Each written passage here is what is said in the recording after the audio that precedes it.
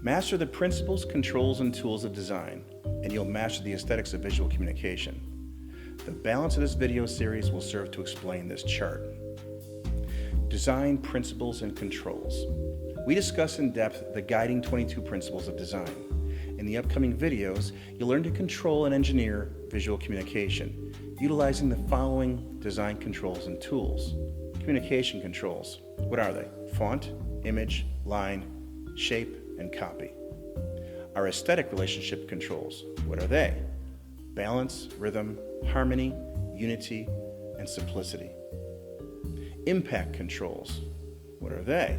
Size, color, value, contrast, saturation, and dimension. And of course, our stylistic controls, which are our stylistic tools, texture, and style. All these work together to form your design.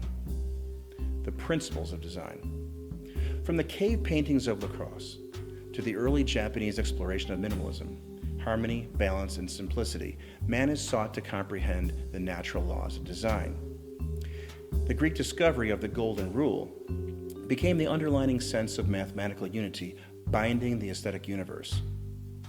Tatami mats, Mondrian and Le Corbusier's module work, inspired by German and Swiss designers to create the modern design grid system integral to the Bauhaus movement.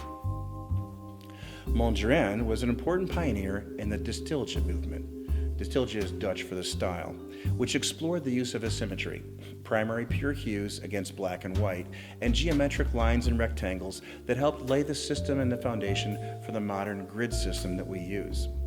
Designers utilize and maintain harmony across multiple related surfaces or pages, utilizing the grid system. German and Austrian psychologists pursued a school of thought known as Gestalt. Gestalt established how the mind perceives and processes visual information, giving birth to the principles of design. These principles were pushed to their limits as product design was tailored to meet the demands of pop culture and mass consumerism. We intuitively understand the basic principles of design, even if we cannot put them into words. Every man possesses an opinion about art. The old adage goes, I don't know much about art, but I know what I like. Or, I know good art when I see it. We've all heard that one. What this person is really saying is, I don't know the name or the details of the exact design principle, but I intuitively understand that when someone has not adhered to a basic design principle. So this video explains the basic principles of design that mentor and guide the designer during the tactical design execution process. Basic principles of human perception. Gestalt is a German word for form. Our minds strive to perceive known figures and whole forms from a sea of unrelated objects with given similarities. Although Gestalt theory applies to all aspects of human learning and is not applicable to perception and problem solving, Gestalt principles define how the mind perceives, processes, and visual information based on our human need for pattern identification. The principles of Gestalt define our perception of elements as organized patterns as opposed to separate elements. These design principles aid in the assembly of elements, offering us perception and aesthetic guidelines, providing the designer with a base knowledge of experience. Perception. The human brain strives to perceive what we see as structured and cohesive, rather as separate and unrelated particles. Beyond what is visually presented, the human mental process organizes elements into groups that form structures where disconnected units become connected. The principles of Gestalt influence each other and commonly work together. No strength hierarchy exists among Gestalt principles. The omelet analogy. Gestalt theory is easily understood with the analogy of an omelet.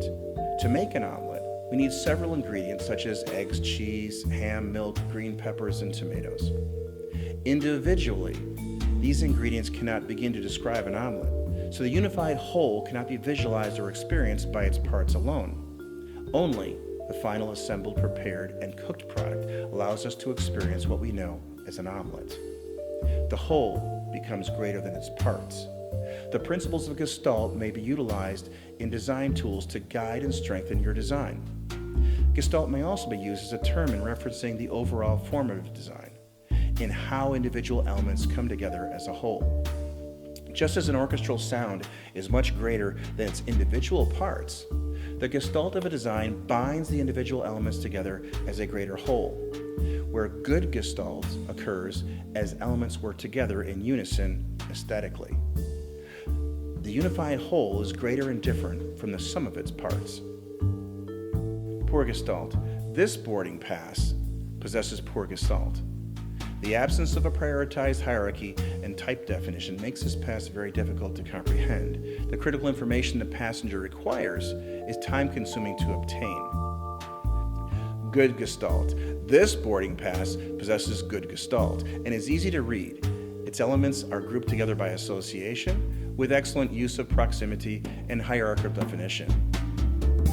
Next up, human perception.